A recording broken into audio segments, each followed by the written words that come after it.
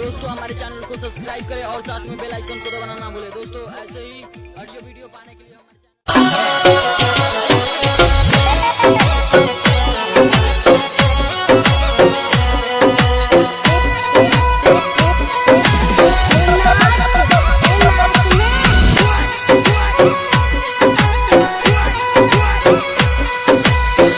आज हमारा वो देवधनी के गायो रे हिंदोलो बांधो रे हिंदोलो लखतो या बेलकी जावे मारा राजे लखतो या बेलकी जावे मारा राजे बेलकी जावे मारा राजे। अरे आज हमारा वो देवधनी रो मंदिर प्यारो लागे मंदिर प्यारो लागे डोले ने गाड़ा अरे बाजे ओ मारा राजे डोले ने गाड़ा तारे बाजे मारा राजे गाड़ा तारे बाजे मारा राजे। दिनेश कुमावत मंगलपुरा।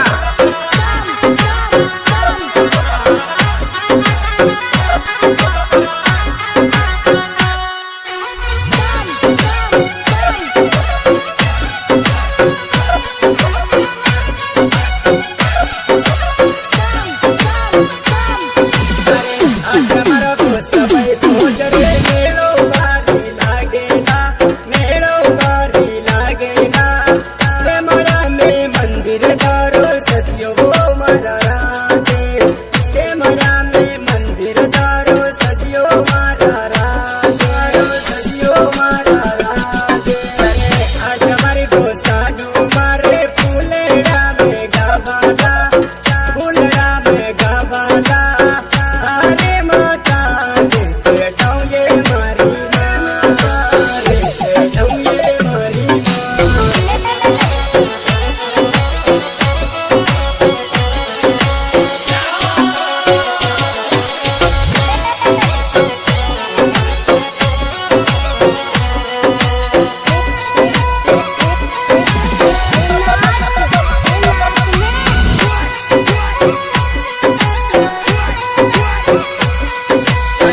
आज हमारा वो देवधनी रे भगत गणे राया बेला भगत गणे राया बेला सवै गोजरा दर्शन कर जब मारा राजे सवै गोजरा दर्शन अपा कर जब मारा राजे कर जब मारा राजे। अरे आज हमारा वो देवधनी के शिवे रात या बेला सुवाना को या बेला देवपुरा को चोरो थाने धोके मारा राजे अरे देवपुरा को चोरो थाने धोके मारा राजे धोके मारा राजे।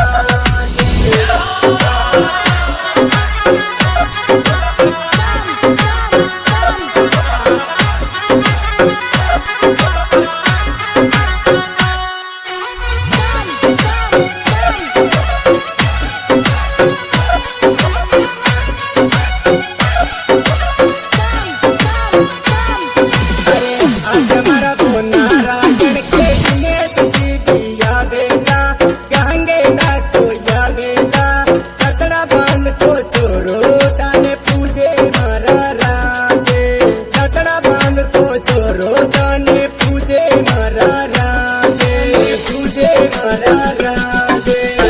आज हमारा वो देवधनी के बांधो रे हिंदोलो बांधो रे हिंदोलो लखतो या बेलकी जावे मारा राजे जावे मारा राजे।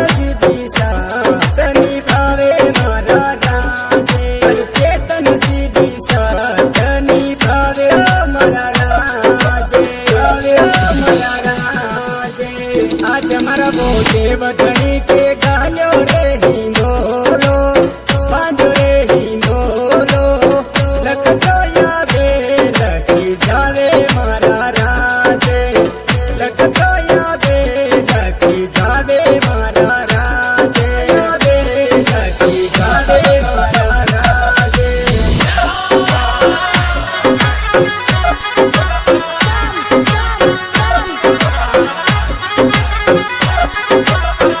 दिनेश कुमावत मंगलपुरा।